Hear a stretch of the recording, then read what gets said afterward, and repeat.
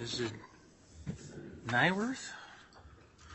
All right, CV01-24-08738. Who do we have here for the plaintiffs?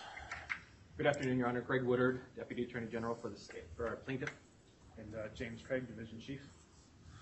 Thank you. And for the defendants? Casey Parsons with the Rest Collective, Your Honor. Richie, I think, Your Honor. David Bruin. Okay, who's arguing today? Your Honor, we basically have competing motions. So we filed first. I thought we'd go first, and obviously our arguments will address both, and then I'd like to reserve a few minutes for rebuttal. All right, so Mr. Woodard for the plaintiffs, for the defendants? Parsons for the defendants. All right. All right. Well, Mr. Woodard has articulated how I thought this would work. Go ahead, sir.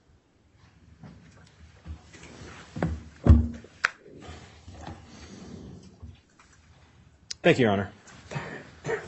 And as I just said, we're effectively looking at the same flip side of the same coin here.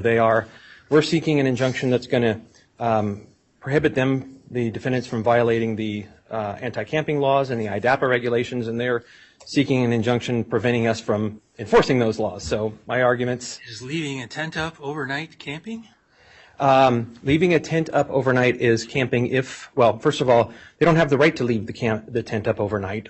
Under Waters and under Fitzpatrick, we have the right to have them remove those tents overnight on the Capitol Annex lawn for maintenance and for watering. Right, but I guess that's an argument that we have to address here, right? Correctly? Well, if you're enforcing the camping statute, there is an enforcement mechanism. I'm not saying you can't seek dual methods of enforcement, but correct.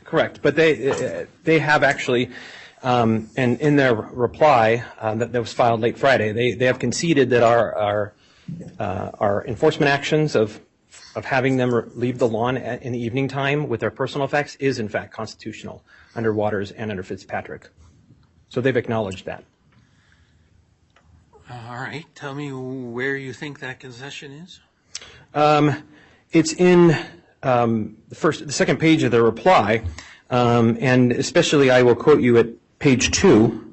Quote, demonstrators do not contest at this time that although they may maintain a symbolic tent city on the Capitol Mall grounds, the state can ban them from sleeping, cooking, making fires, and storing personal belongings for camping there. Okay, so that's distinct from leaving an empty tent erect on the lawn overnight, as long as nobody is sleeping, cooking, or storing things in it. Well, and they're not contesting that either. In fact, they've recognized that under the Waters and Fitzpatrick decisions, they cannot leave their tent on the lawn. And that's because, as the court held in Waters, the hours that we're seeking to have them remove their personal effects from the lawn, it's a constitutional, reasonable time, place, and manner restriction because we have to obviously water our lawn and maintain it. Now, they're perfectly welcome to bring them back 7 o'clock every morning, which they've done for the last 2 months, and they've been allowed on the Capitol lawn during the day. They've never been prevented from doing that during the day at all. So they agree that you can place the restrictions on their behavior that you seek to place? I believe from that quote, and for the purposes of maintaining and watering the Capitol Annex lawn, yes, Your Honor. Then I don't have a dispute, and this motion is moot. I'm sure that my colleagues over there will disagree. So we believe that they have acknowledged that we have the right to enforce our laws, anti-camping laws.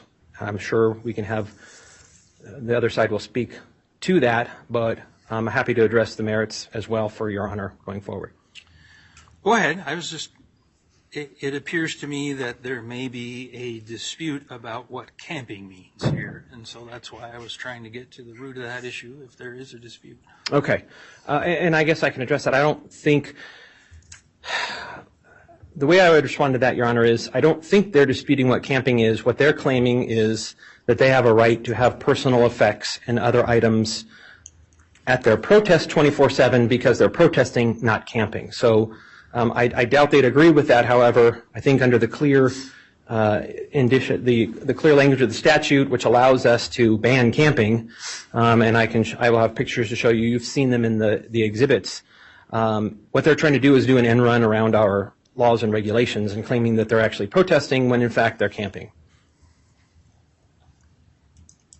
All right, go ahead. So this is activity which you, as I understand your arguments, this is activity which you can forbid. It's kind of like speeding. The remedy, like speeding, is you pay a fine when you get a ticket. And if you're willing to suffer the fine to make your point, you can engage in acts of civil disobedience, and you get your fine and you pay it.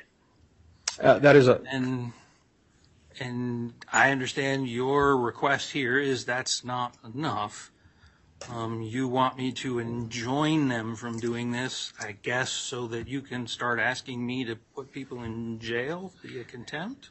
We would like, not necessarily put people in jail, but what we would like is what Idaho Code 67-5709 allows, specifically is for the plaintiff, Director Bailey, to seek injunctive relief when there's been repeated violations of the statutes here. So yes, we want the power of contempt potential behind it, because we've tried warning for weeks, we've tried citing them, and the violations continue. So what that relief would look like, we'd have to tailor it to whatever the violations are, but we're at the point where we believe that having the power of contempt or the possibility of contempt behind it is something that we need and are entitled to as a matter of law. All right. I'm understanding. Go ahead. Thank you, Your Honor.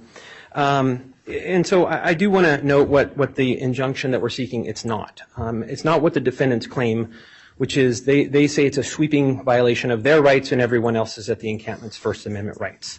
But it's not that, because I read you the quote where they acknowledge we have the right to limit the personal belongings on the Capitol Annex lawn at the time that we've done that. And all we're seeking from the court is an order that is requiring the defendants, and we are limiting it to the defendants, that they comply with the law. And the reason we need it, as I said, we need that potential power of contempt, because we've tried warning, we've tried citing, and that hasn't done anything. And so now we're coming under 67-5709 to ask the court to enjoin them. And we hope that that will get the compliance we've been seeking all along. And I do want to note that the injunction, it won't prevent the defendants from being on the Capitol Annex lawn 24/7, which is what they want. Again, during the day, they've been there every single day on some part of the lawn in the Capitol Annex, and we've never refused to allow them to have some access on the lawn during the day. The nighttime hours, per the Waters and Fitzpatrick rulings, we've required them to move their personal effects and their tents off the lawn. And as they've been told repeatedly, they can continue personally to be on the lawn all night long if they want. They can carry signs out there in the middle of the sprinklers. They can pick up their tents and walk around if they want them to.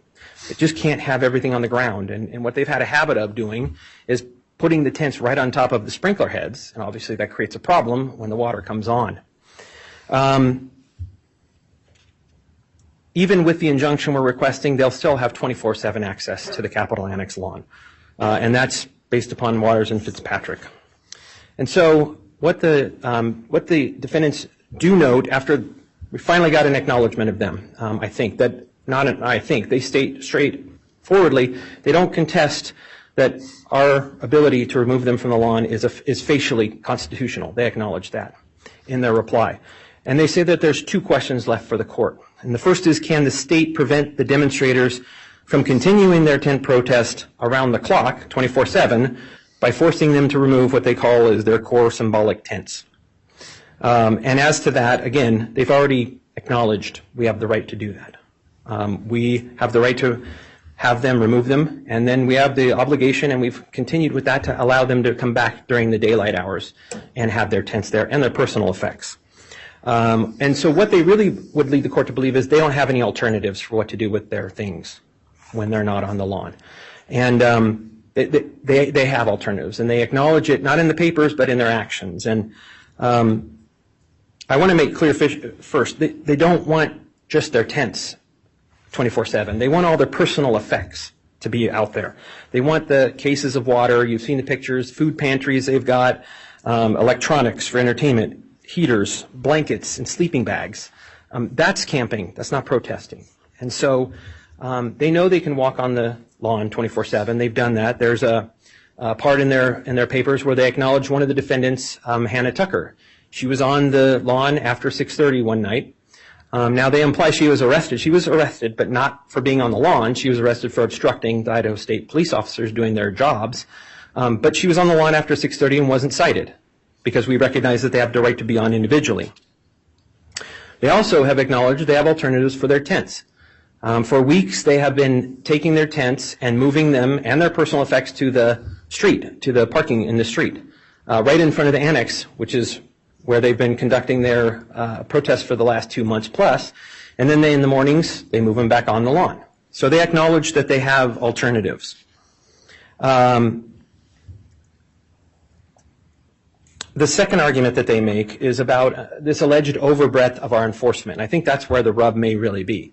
They claim that we are improperly enforcing the state law and the ADAPA regulations because we're confiscating their items when they are in violation of the law. Again, you heard the quote. You can read it in the reply. They've acknowledged that we have the ability to do that. And that's what we're doing. We're enforcing the law, but they're still challenging it. And what they're really trying to do, they're trying to get around the state's lawful enforcement of its statutes and regulations by claiming that they have to have all these supplies in order to conduct their 24/7 protest at the encampment, but they don't. All they need is enough food and water for themselves for the day or their kids.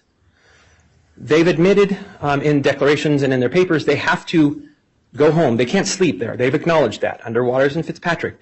They're not contesting that. So they say that they have to go home, and they have shifts that come in to keep it going 24/7.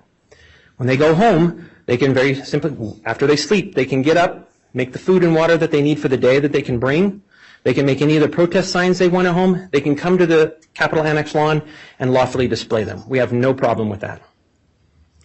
But they don't need all the other items I just talked to you about, all that indicia of camping. They don't need the heaters, the blankets, the electronics. They don't need that to protest.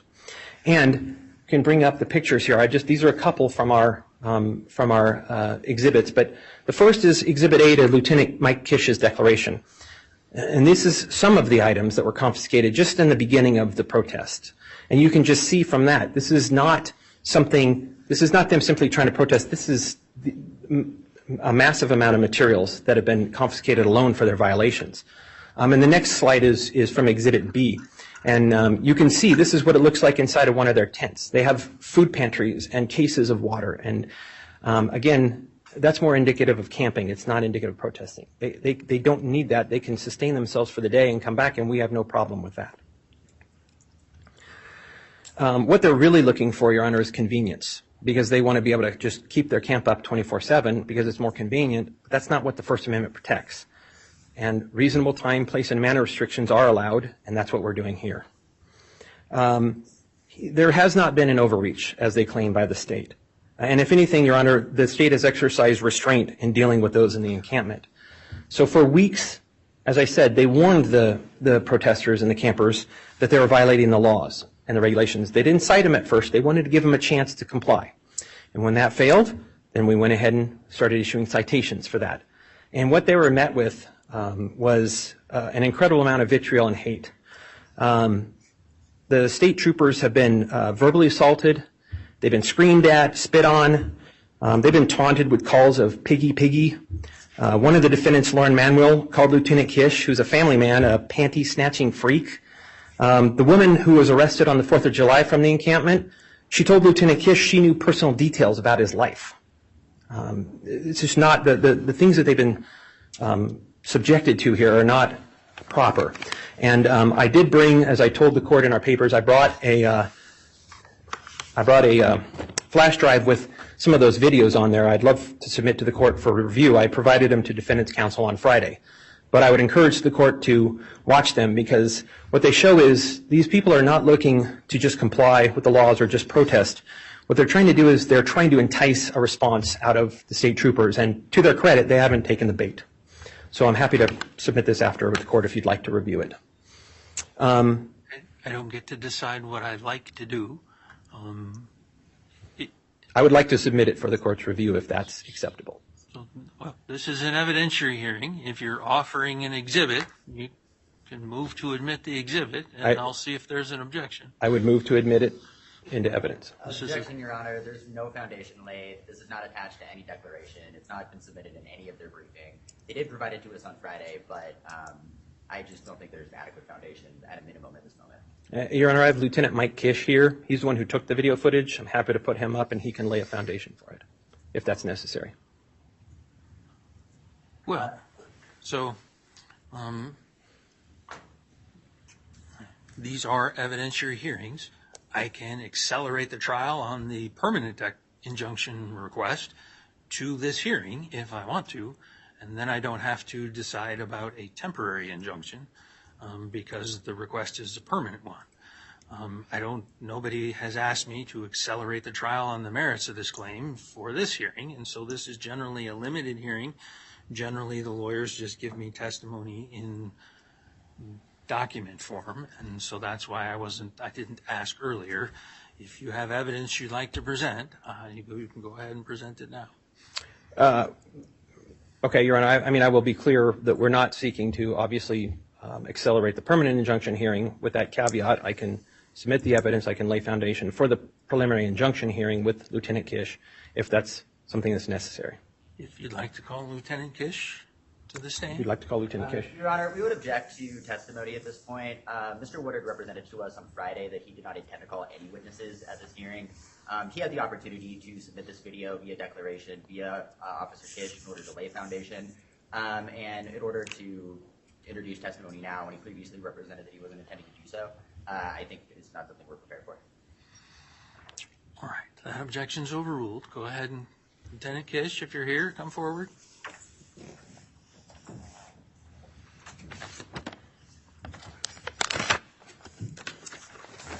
Sir, if you just come into the well, face the clerk, take the oath to tell the truth. Raise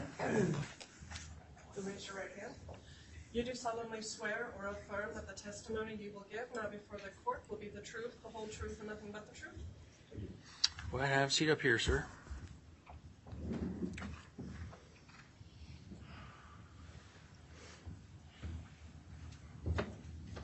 Thank you, Your Honor. Go ahead when you're ready, Mr. Wood. Good afternoon, Lieutenant Kish. Can you please tell us what your current occupation is? I'm a Idaho State Trooper. I'm a lieutenant.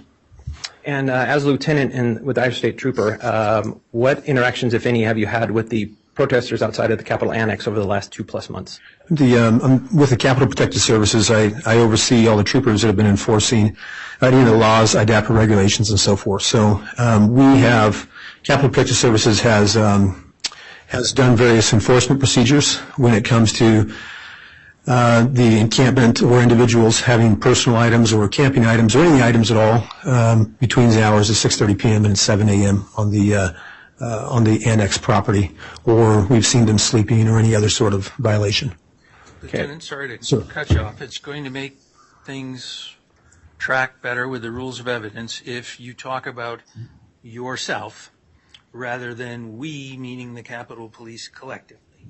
So I gather Mr. Woodard is going to be asking you things about things you've personally observed, things other people have told you personally, rather than what you think some other officer did because you read something in his report.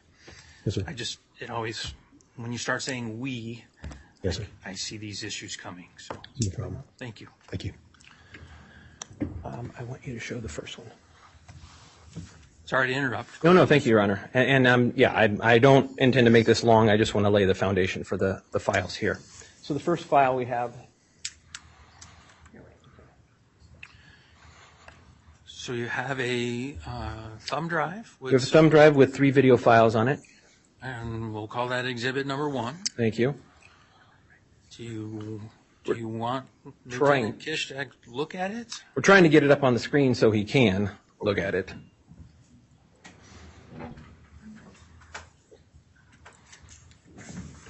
Perhaps I could approach with the laptop if we can't get it on the screen. Either way is fine. There we go. Okay, Lieutenant Kish, if you could take a look at this first file here. Go ahead and play a little bit of it. We won't play the entire amount. I just want to make sure. Half out there, so we're going to go ahead and do enforcement. And go remove some things that should have been off there by after 18:30.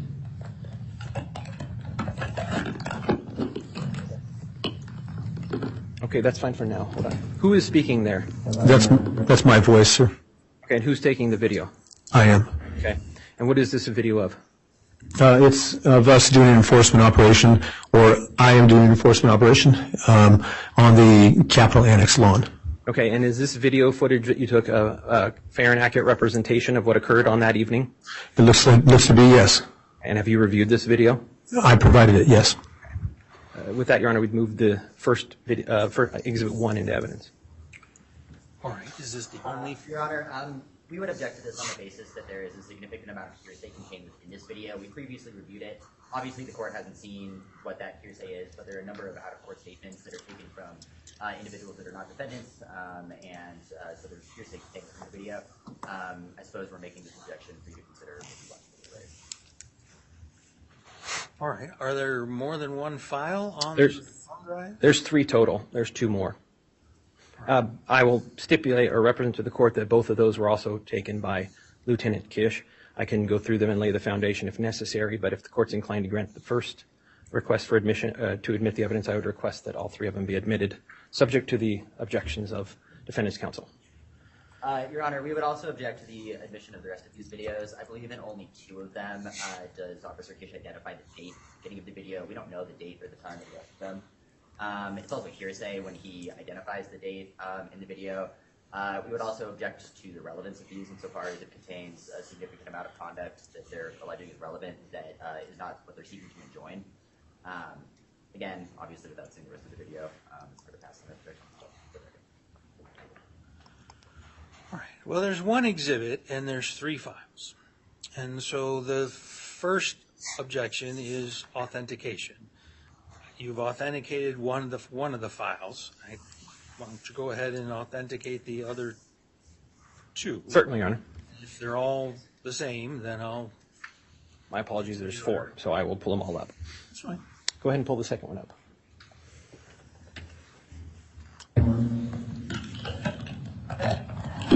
You want to call the radio from James?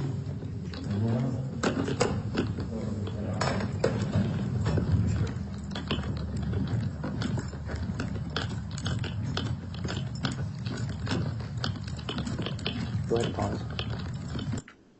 Whose voice was that on this video? That is mine. And who took this video? I did. Have you reviewed this video? I have. And is it a fair and accurate representation of what occurred in this video? Yes, sir. And what was this video of? That's an enforcement operation, again, on the Capitol Annex property. What was it in relation to?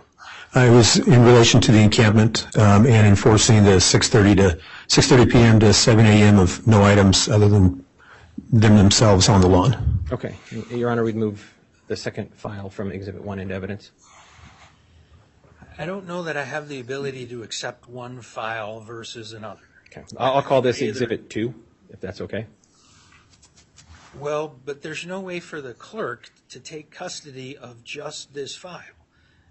I either admit the whole thumb drive or I don't admit any of them. Okay. Because they're all on the same document, or they're all on the same hard drive. I don't have a way to parse electronic files. So if you want to move to admit this exhibit with all 3 files, then I'll rule on that. Okay. Let's go ahead and pull the third one up. Okay, so it is just afternoon on the 23rd of May. We were walking out, myself, Ice and Winslow, walking out to talk to them about opportunity encampment. They have, doesn't look like anything in the closed area. However, Okay, the attorneys... Lieutenant Kish, whose voice is that on the video? That's my voice, sir. Who took the video? I did. And what is this video of?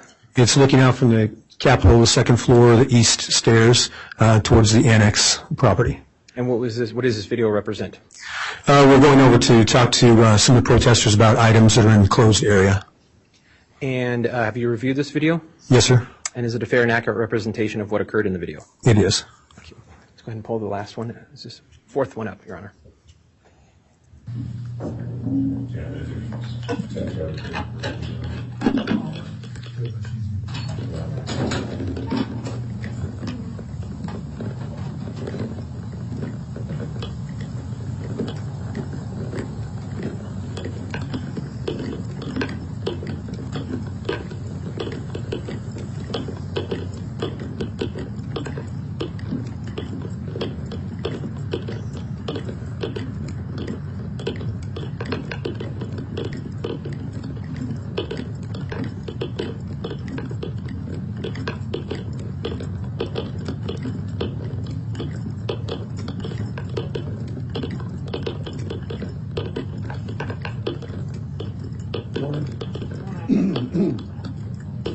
morning. Hey, last night after Okay, go ahead and stop. the judge. Sorry, I just wanted to get a voice there.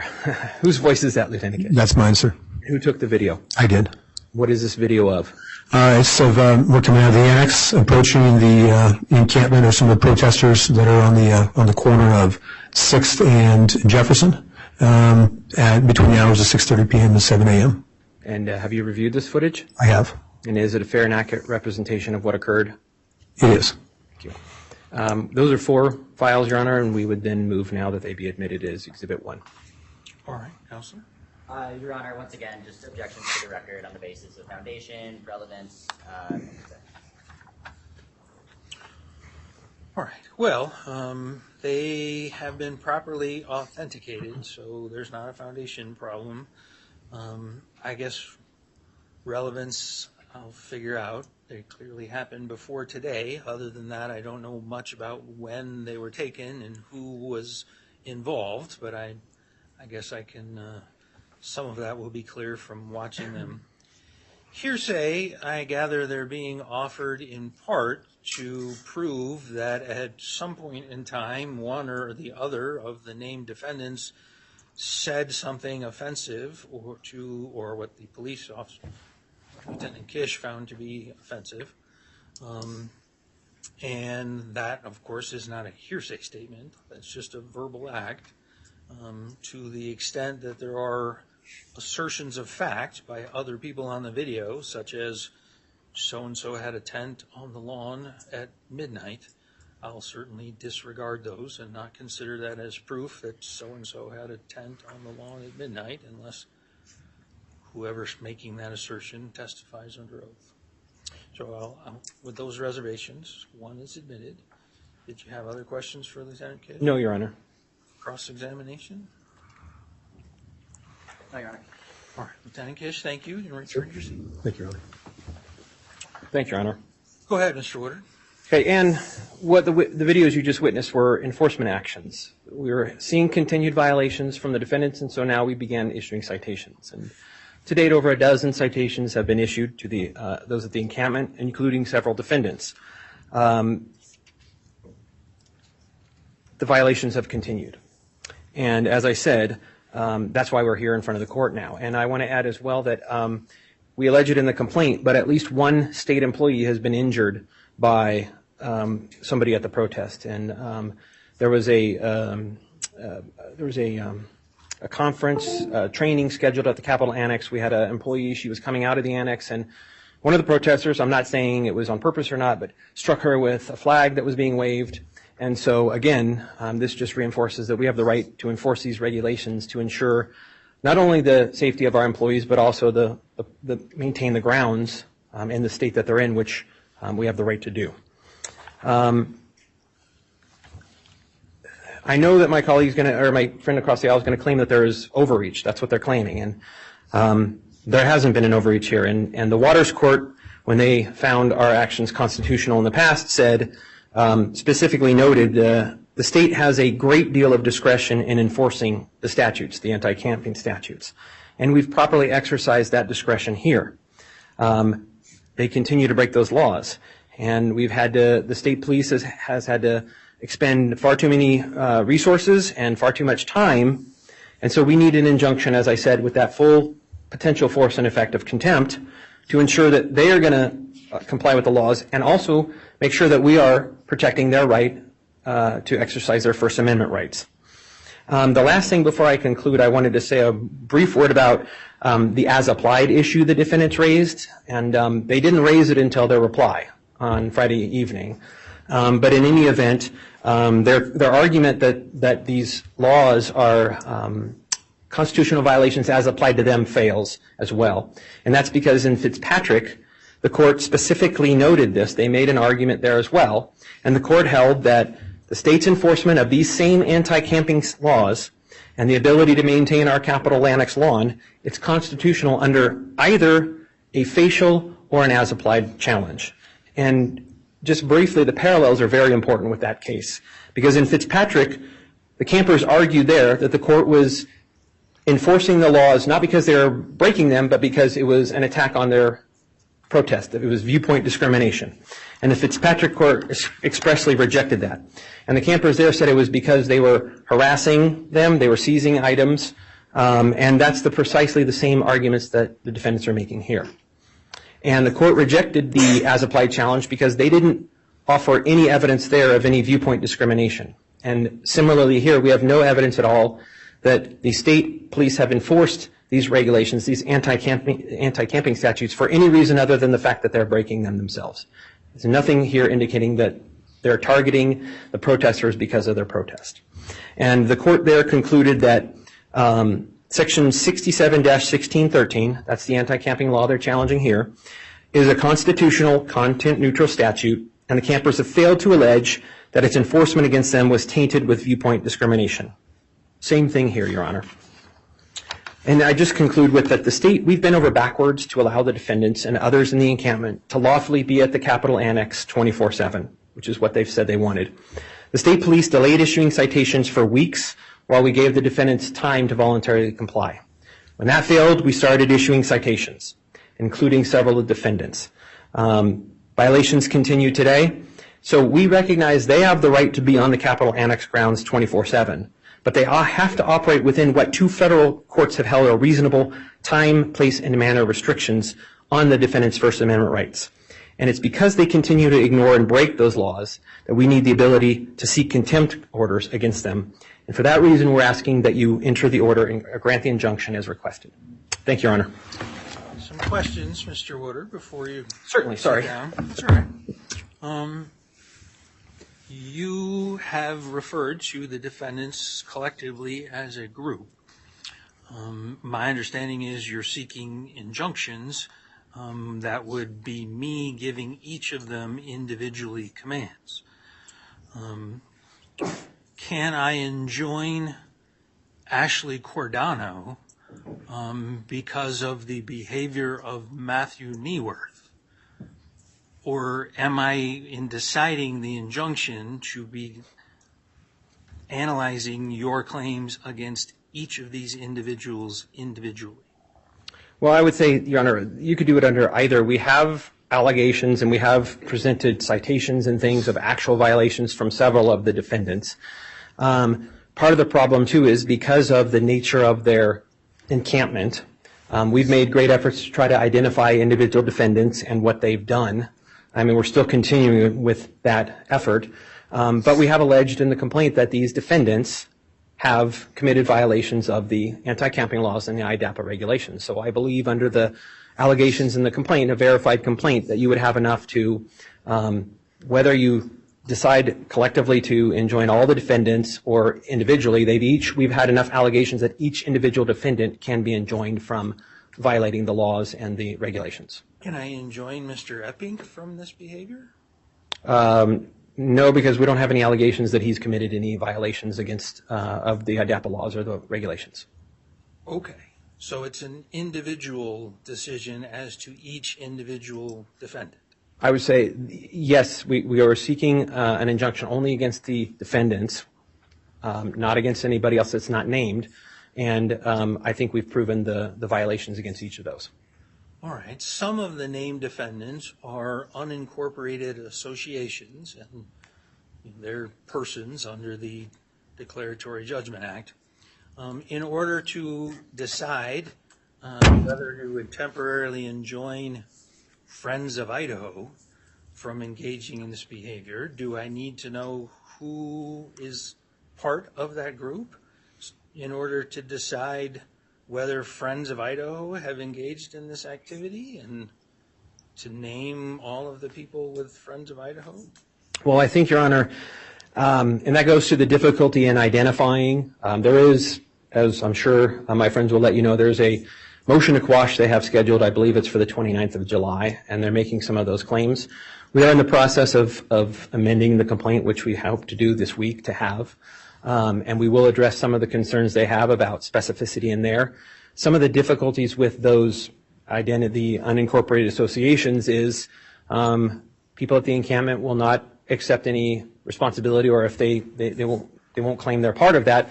We have social media posts and things like that we're trying to do. So we would have to I think we would have to submit sufficient evidence for the court, yes, that these named unincorporated associations have committed these violations.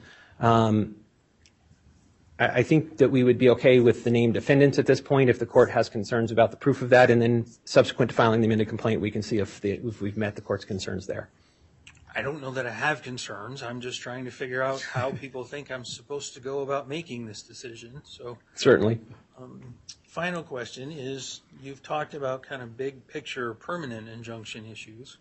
Tell me about why you think that I need to temporarily enjoin this behavior until we get this lawsuit sorted out.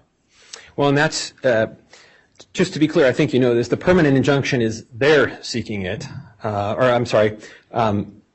we're seeking it in the long term, you're right. But because of the continued violations, because we've pretty much exhausted our efforts, what we need from the court is, again, that power of contempt, because we've tried the warnings, we've tried the citations. So what's going to happen is if we don't get that the injunction now, and we agree we have to continue, they're going to want discovery, obviously we are as well, before the court decides on a permanent injunction. But in the meantime, we need the enforcement capabilities from this court, which I'm confident and hopeful that if granted, if the injunction is granted, that we're going to get the compliance that we've been seeking all along. So to allow that to continue, if we just have to keep issuing citations without any response or without any effect, like I said, we're going to be wasting a lot of resources from the state that could otherwise be used. And I think and hopeful, again, that with a contempt order potentially hanging over someone's head, they will hopefully understand then our need to enforce. All right, I understand. Thank you, Mr. Wood. Thank you, Your Honor. Counselor?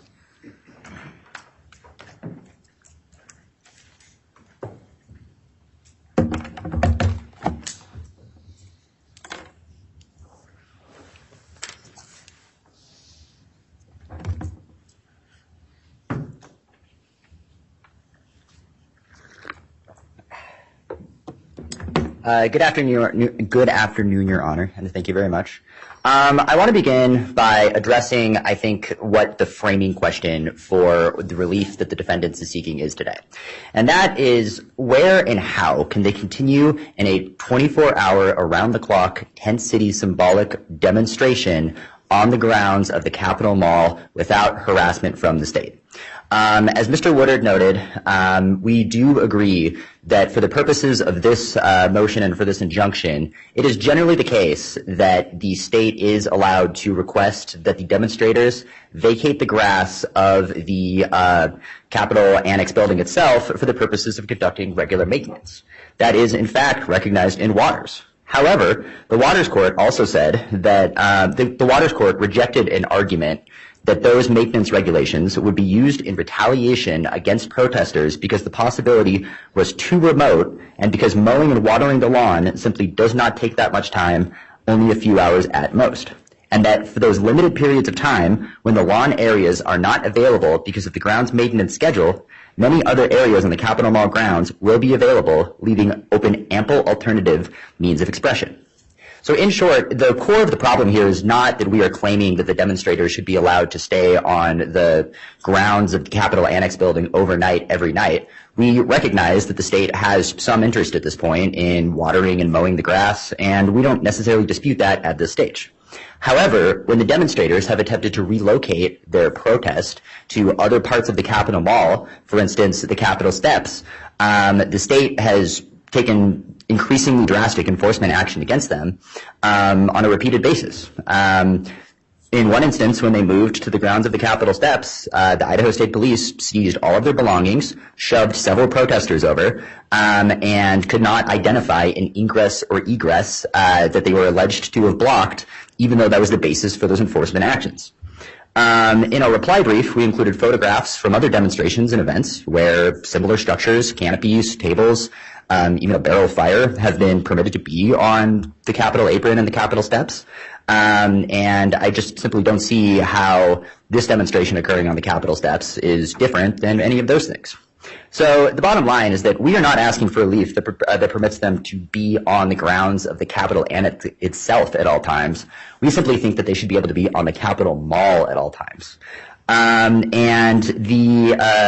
my friend on the other side's assertion that they are only asking for the opposite relief, that they only be permitted to remove the demonstrators from the grounds of the Capitol Annex itself, is not what they're asking for if you look at their proposed order, where they're asking for an order that permits them to not allow the demonstrators to be on the entirety of the Capitol Mall.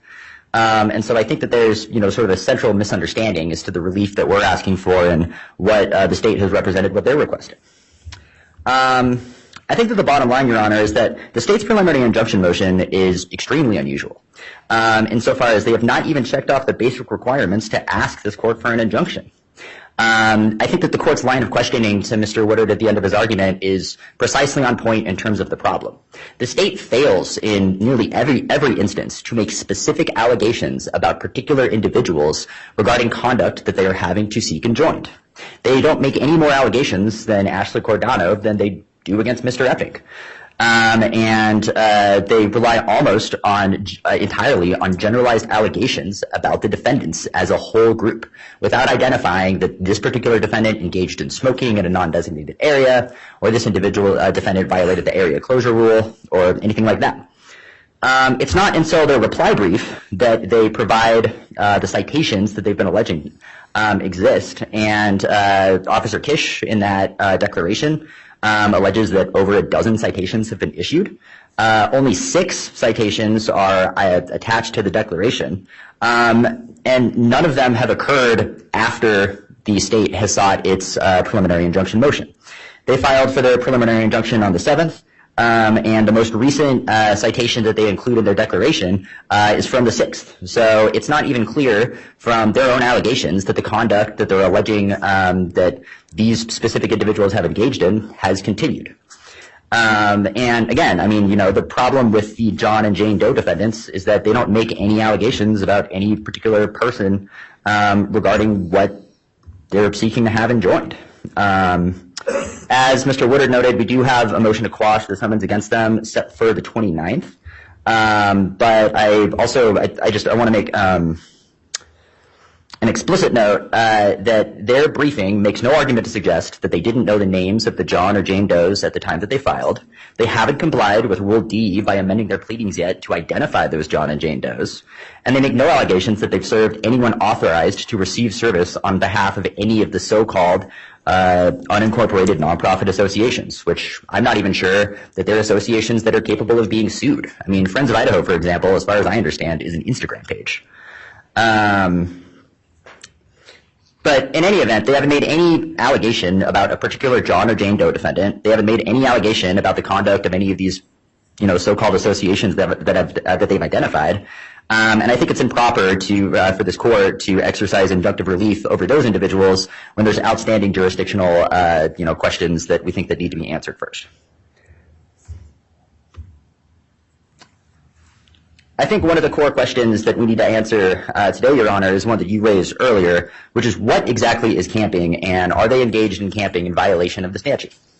But we don't even get to that question because of the lack of the specific allegations that they make against particular individuals. They don't say that a particular person brought and set up a tent. In only a couple of instances do they say a specific person was sleeping on the grounds of the Capitol Annex. And again, we're not even sure who some of the individuals they've identified as John and Jane Doe defendants are. Had they come to this court and said that, for example, defendant Matthew Nyworth had slept on the grounds of the Capitol Annex on these particular nights and has refused to cease in doing so, then I think that they probably could get injunctive relief. But that's simply not what they've done, and I think that that's a huge problem for them. I think that this is nowhere more obvious than in the declaration of Plaintiff Bailey that was filed on Friday, where he refers to an unknown state employee who saw an unidentified individual using the bathroom of the Capitol Annex that this unknown state employee alleges was part of the encampment. This is clearly hearsay, and frankly irrelevant because it pertains to conduct that they're not even seeking to have enjoined. And I think that this particular allegation is reflective of many of the other allegations that they've made in their briefing.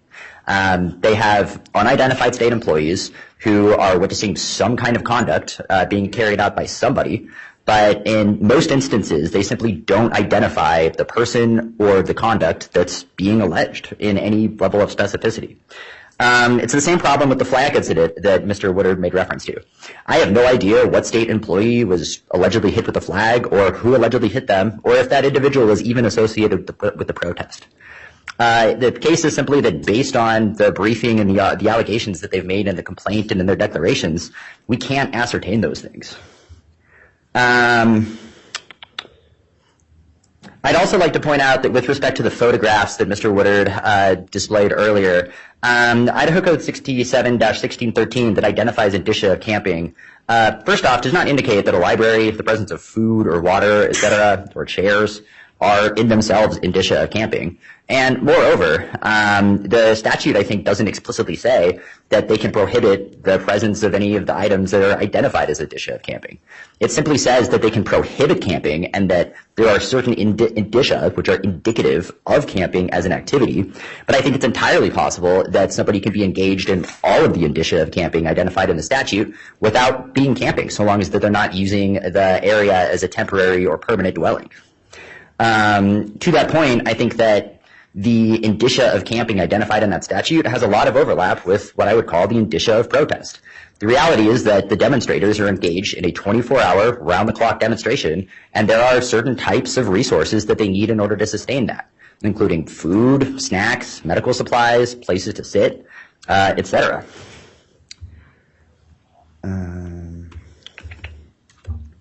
With respect to our motion, really what we're looking for is to protect core political speech. As this court has previously stated, civil disobedience and protest of government have deep roots in America, even when they're parked on the legislature's lawn, and even when the majority of the people in the state or the legislature itself doesn't like it.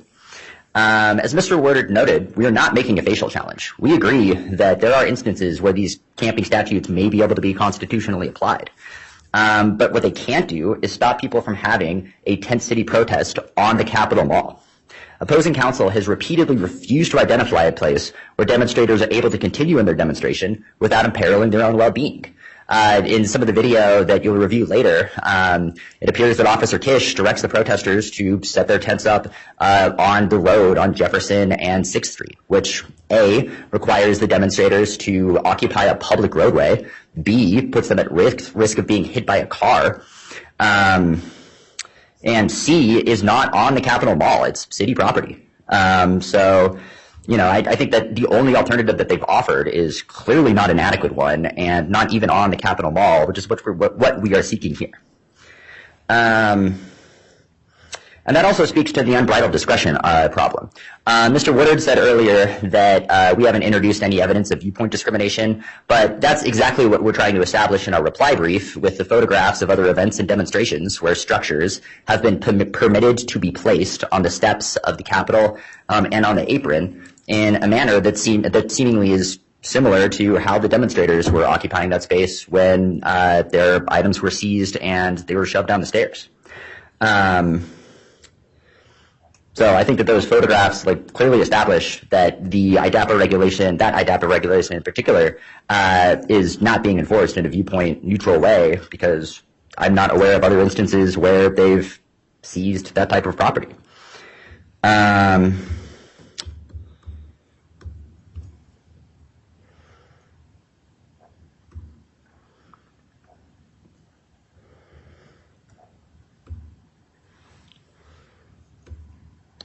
I think that is most of what I want to identify at this moment, except for I do just want to note that of the 6 citations that they have provided to this court that they're alleged to have given to people, those citations are still being adjudicated. They're still in the middle of the court process. Most of them contain either no ticket notes or ticket notes that don't allege any particular conduct that's signed or sworn by Officer Kish. We know that there's notes written on the back of the tickets. I don't know who wrote those notes. I don't know which ticket notes correspond to which citation. And the only conduct that, the only citations that are provided are for violating the area closure area, putting a sign on a pole, and for camping. So most of the conduct that they're trying to seek to have enjoined, smoking outside of non-designated areas, blocking an ingress or an egress, they don't even have there's no record that they've cited anybody for doing that. And so I think that for that reason, given that most of the conduct that they're seeking to have enjoined, they can't attribute to a specific individual, or they haven't been able to provide a citation for, their preliminary injunction is not appropriate, and we would ask that you grant ours simply to ensure that the demonstrators have somewhere on the Capitol Mall where they can continue in this demonstration. So I'm not exactly sure what it is you want me to tell them that they may or may not do. So can you clarify that for me? Yes, Your Honor. The order that we are seeking is one that would permit the demonstrators to be somewhere on the Capitol Mall such that the Idaho State Police and the plaintiff do not discriminatorily and unfairly enforce the IDAPA regulations against them. If there is a legitimate violation of an IDAPA regulation, if somebody is smoking outside of a designated smoking area, they certainly have the power to issue a citation for that. But when the demonstrators move their protest to the Capitol steps in order to comply with the grounds maintenance request, and they're met with dozens of police officers anyway, that's the kind of conduct we're seeking to have enjoined. I'm not sure that's how injunctions work. I mean, an injunction that says follow the law, or an injunction that says don't violate these people's constitutional rights is nothing. It's just stating the obvious. I think injunctions have to be specific to don't take tents off at 12 o'clock at night so that everybody will know what they are or are not supposed to do. And so that's the level of detail if I'm trying to understand. It sounds to me like your clients concede that they can be told to take their belongings off of the wherever they've been placed. Sounds like your clients concede that the government can tell them to move these things if they need to water the lawn. So I guess I'm having a little trouble discerning what the dispute is. It sounds to me from the briefing like you think their position is that this stuff just has to be gone during the nighttime hours. And you want me to tell them that they can't make your clients move this stuff during the nighttime hours? So, Your Honor, with respect to specifically the requirements from the state to remove the tents and structures from the grass of the Capitol Annex, we are not at this stage disputing that they are able to do that. I think that the nature of the dispute is that, fine, they'll take their belongings off of the grass, but the question is, where on the Capitol Mall are they able to continue in their demonstration during the nighttime hours? And seemingly, the alternatives that they have attempted to effectuate in order to comply with the plaintiff's request have resulted in further police enforcement action. And so I think that when we repeatedly see the seizure of items in response to, for example, allegedly blocking an ingress or an egress, when that seems to be clearly not the case and the state police can't identify what ingress or egress is being blocked, that is the kind of conduct that we are seeking to have enjoined. And I do think an injunction is proper for that because we're able to establish that it's happened repeatedly. There's a high risk that it'll occur again.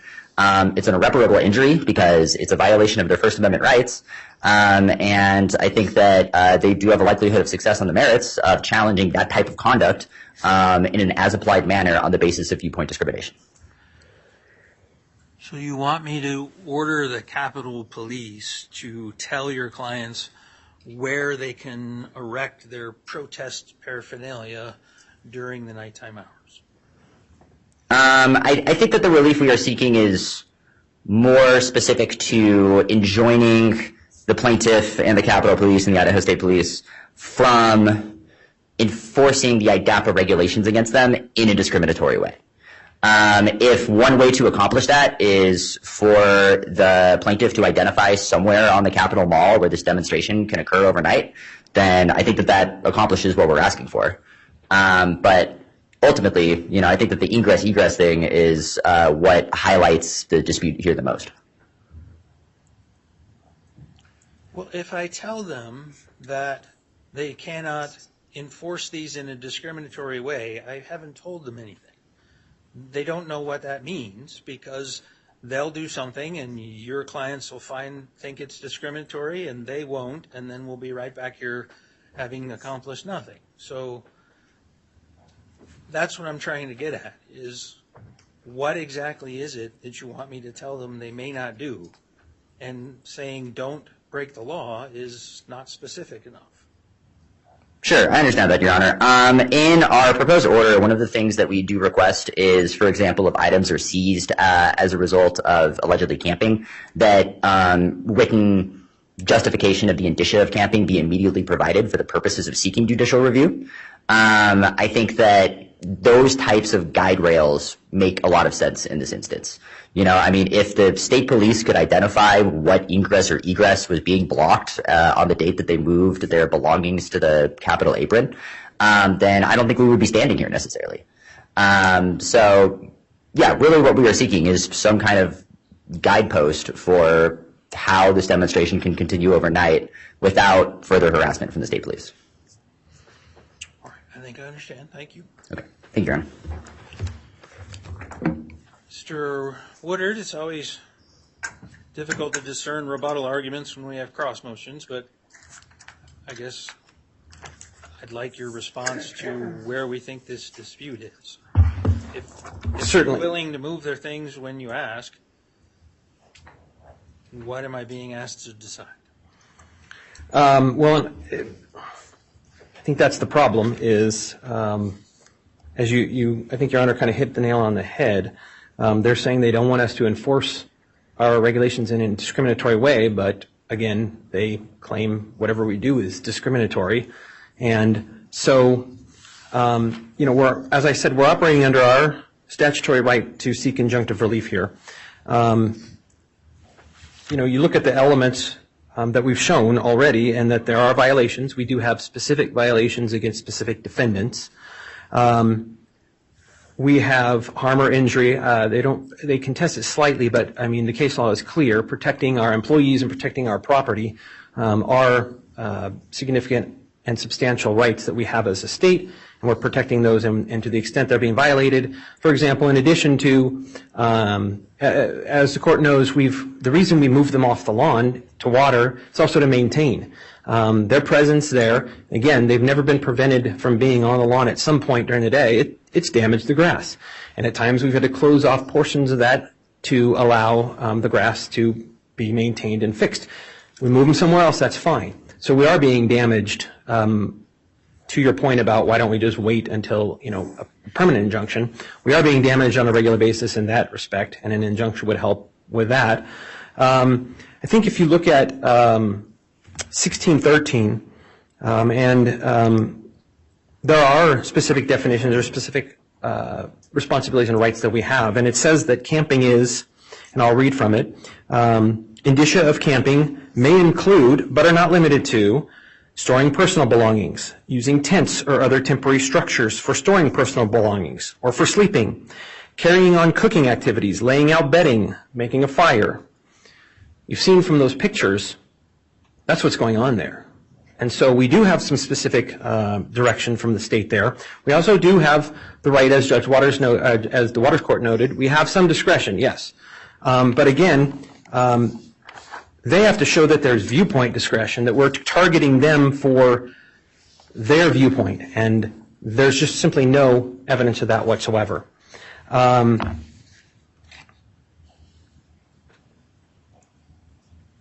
just wanted to address quickly and lastly that I know that the court may have some concerns about individual defendants and allegations. And again, we have allegations in the complaint broadly, yes, and against defendants in general.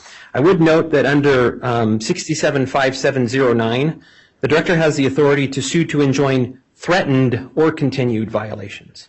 So there was discussion about, nobody has violated smoking, anti-smoking, smoking in the wrong areas or things of that nature. But the director's determined in his authority, given the past violations of the defendants and others in the encampment, that we have the right to enjoin specific or future threatened violations as well. These are IDAPA regulations that are specific, and so that's one of the things we're requesting. And to the extent the court has concerns about specific allegations against other defendants, as I said, we will be amending the complaint that will address those as well. I don't understand how that helps the issue. Well, first of all, I think we've alleged enough, and with the statutory right that the director has to sue to enjoin threatened violations, that we've... Right, that's why, if the director decides Mr. Epping is threatening to violate his IDAPA regulations, and he wants to have me enjoin Mr. Epping, doesn't he have to name Mr. Epping as a party and then prove to me that why he thinks Mr. Epping is threatened to violate this IDAPA regulation? Yes, Your Honor, and again, we've done that in the complaint. We've definitely done it for 5 specific defendants who have been issued violations, and to the extent the court believes we haven't met it, we will meet that in the amended complaint when we file it, with respect to the other defendants. Okay, well, I guess that raises another procedural issue. Do you want me to decide your motion for a temporary restraining order against the named defendants? Or do you, because you're going to, I guess, name others and give me additional stuff? Well, we believe we have enough with respect to those 5 defendants who have violations issued against them at a minimum. If the court were to issue an injunction limited to only them, we are happy to file an amended complaint and come back and seek a modification of the injunction, which is proper, and we have the right to do that if the court doesn't think we've met our burden with respect to their defendants. But we think there is definitely enough for those 5 defendants at least, in this case, for the injunction to issue. I'm just asking if you want me to decide the motion now, or you seem to be responding to their arguments about lack of specificity by telling me you're going to provide the specificity in the future. And so that suggests to me that perhaps you don't want me to make this decision now. Well, we would like it with respect to the defendants that have the citations issued against them, because that's concrete evidence that they have violated the IDAPA regulations, and that is, I think, more than enough for the court to issue the injunction with respect to those particular defendants. And again, we're happy to come back and seek a modification of that injunction after we've filed an amended complaint with respect to the others.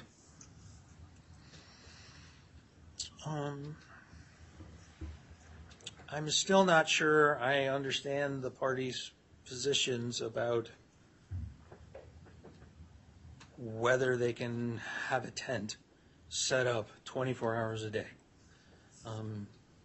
I thought originally that your position was they may, they just have to follow our commands about removing them when we want to do maintenance. Now I think you're saying that no, there's a complete ban 8 a.m. to 6 or 8 p.m. to 6 a.m. or whatever the time frame was. They're not allowed to have their personal effects, particularly, yes, anywhere, because they are impeding, and they are the indicia of camping. And the tents, again, they've had alternatives. They can have them on the lawn if they want. Not physically, but they can carry them around, just like signs. They also have, they've focused on the Capitol steps, which was the early stages of the protest. For the last several weeks, they've had them out in front. Now, I don't believe the people have been in the tents, but they've had a location on the street right out in front of the Capitol Annex where they put their personal belongings in their tents. So they have alternative locations, whether it be on the lawn physically, holding them up, or they put them in the parking spaces. So we believe they have the ample alternatives. They don't have a right to place them at night on the lawn, no.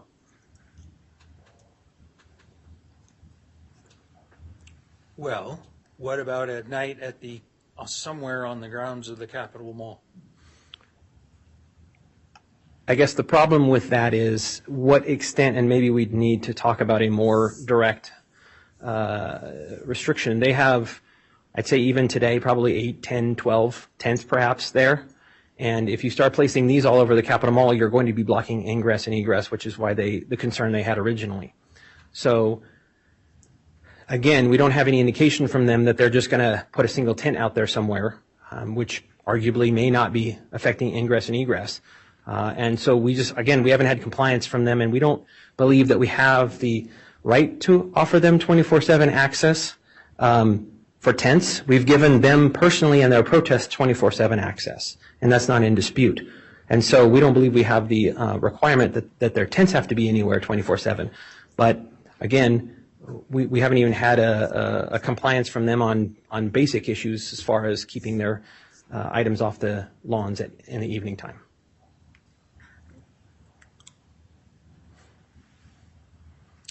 So items, in your view, is anything listed in the statute that talks about indicia of camping? Well, as I said, there are some broad definitions of what camping is that give us direction, but yes, I mean, if you have storing personal belongings, using tents or other temporary structures like the easy-ups that they're using to store personal belongings, carry on cooking activities, you've got the entire food pantries you saw, laying out bedding or making any fire. We have pictures of them in tents. We have pictures of them in bedding, so that we would have the right to prohibit them from being at all on the grounds, yes, at any time, because that's camping. Again, they can be on the lawn all day long they want. They can have personal effects that'll carry them through the day and come back the next day and do it all over again. We have never stopped them from doing that.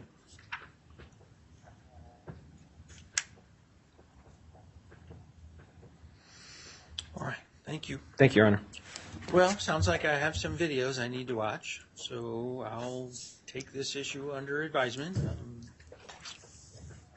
Temporary restraining orders or temporary injunctions are generally disfavored under the law. They are typically issued only in limited circumstances where I can find that the party seeking the request has a high likelihood of success on the merits of their claims, and that some irreparable harm will issue if I don't restrain the complained about behavior while the lawsuit is pending. And so temporary injunctions are a much more limited subset of order than permanent injunctions after I've had a full chance to decide all of the issues on the merits after a complete evidentiary trial, if that's what needs to be done. And so I'll simply preface that temporary injunctions are rare, but I will certainly review the requests by all of the parties for injunctions in this case, and I'll watch the videos and get you folks a decision when I can. I'm supposed to decide these things as quickly as possible, and so it will take priority over all of the other people who are waiting for me to make decisions. That said, there is a limit to how fast I can do this. I have all day tomorrow where I need to be sentencing people who've been convicted of crimes and advising people accused of crimes of their rights, and I have a possession of cocaine trial on Wednesday that needs to be done, and so I'm not likely to get it out before the end of the week, but I will try. Thank you, everyone, for your arguments and response to my questions. We're in recess for the day.